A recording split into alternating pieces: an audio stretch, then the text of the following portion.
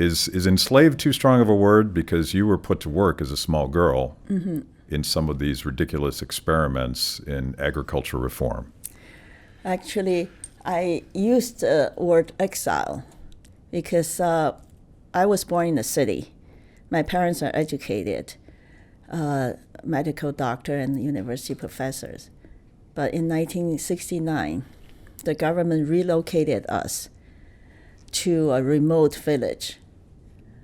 I remember it took us a week to get there. Train, boat, truck, and basically kind of like tractor haul us to this village. The language was totally different. We couldn't understand people were speaking. They were Cantonese. We were in the Mandarin-speaking cities before. And then there's no electricity. If you think about from the history perspective, maybe in the United States 500 years ago was like that. No running water, no toilet, there's no place to live. We were just dropped over there as punishment. And they call re-education. So we suddenly end up there. We have to make a living. So we found this Buddhist temple was vandalized, broke down. And we used some crates, boxes, to divide it into rooms. And the floor was just mud. And that's our home. We have a board.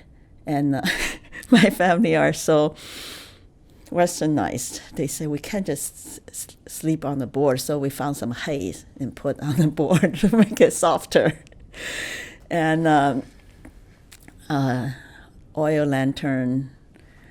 I was 11 years old. My brother was 9. We learned to find a river to carry water home. We have a big jar, and the water was so muddy.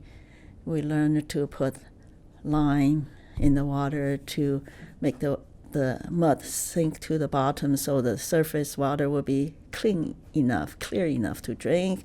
We go to the mountain to find trees to cut. Actually, it's not our trees, it's nobody's trees. So everybody did that. So we did that, went to the mountains and find first branches, later just trees to cut and bring home to burn as a fuel or to cook and to heat.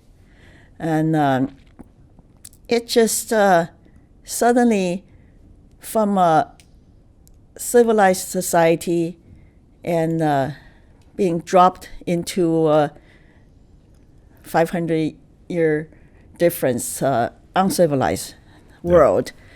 And because Mao believed the education you received are evil. So you have to receive education from the peasants, from the poorest people, from the working people.